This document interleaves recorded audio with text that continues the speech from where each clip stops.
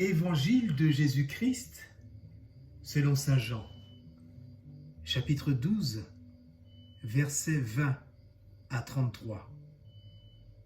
Si le grain de blé tombé en terre meurt, il porte beaucoup de fruits. En ce temps-là, il y avait quelques Grecs parmi ceux qui étaient montés à Jérusalem pour adorer Dieu pendant la fête de la Pâque.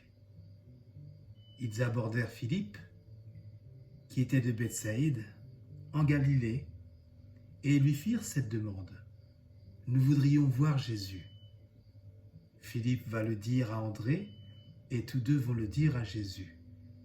Alors Jésus leur déclare, « L'heure est venue où le Fils de l'homme doit être glorifié.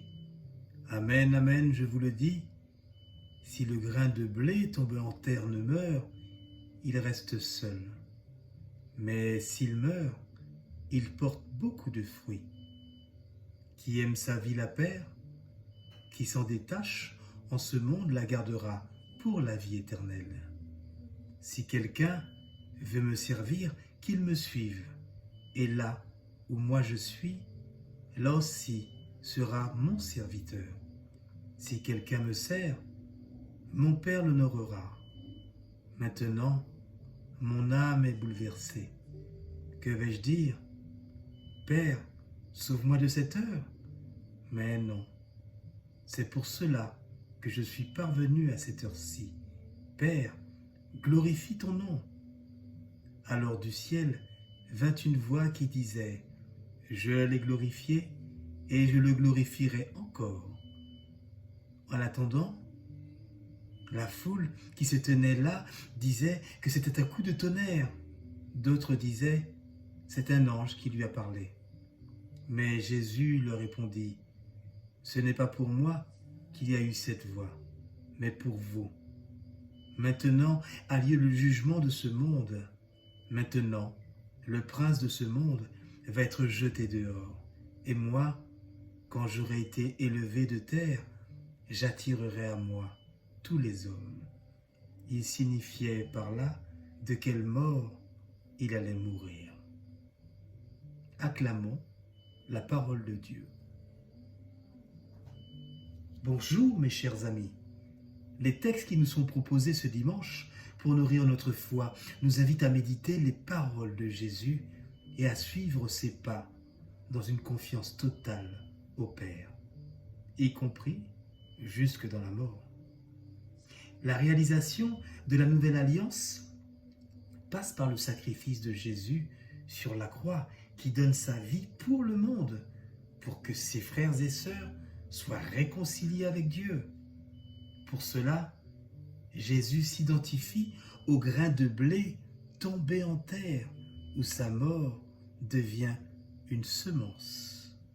Jésus s'identifie au grain de blé et ce grain ne meurt pas réellement, mais se transforme en quelque chose de complètement nouveau, avec des racines, des feuilles et des fruits.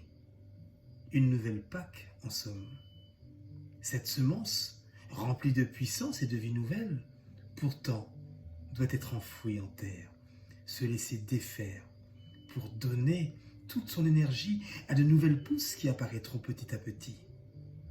Si nous voulons suivre les paroles de Christ, nous devons marcher, d'une part, sur son chemin de calvaire, comme Jésus et Marie, quel que soit l'endroit où chacun de nous se trouve, et nous devons, d'autre part, imiter son engagement en faisant en sorte que la volonté du Père s'accomplisse en nous.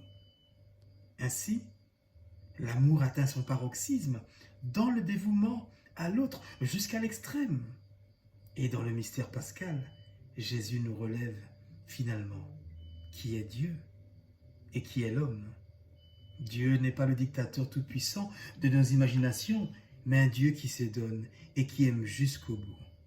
Il n'y a pas de plus grand amour que de donner sa vie pour ceux qu'on aime, nous rappelle Jean, chapitre 15, verset 13. La loi essentielle du mystère de Dieu est bien celle du grain de blé qui meurt, tombé en terre. Et la vraie mort que nous devons craindre n'est pas physique, mais c'est plutôt le refus de se donner à Dieu et aux autres.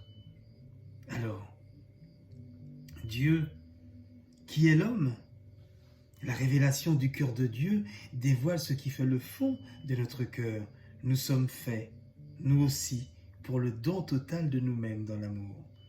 Pour nous aussi, pas de plus grand amour que de donner sa vie pour ceux que nous aimons. C'est notre loi, à nous aussi, car nous avons été créés à l'image de Dieu. Alors, en ce 5e dimanche du temps de Carême, demandons la grâce de la transformation à l'image de la semence pour que toute la vie de baptisé soit désormais une vie pour Dieu en union avec le Christ et à sa suite. Amen et bon cheminement vers Pâques.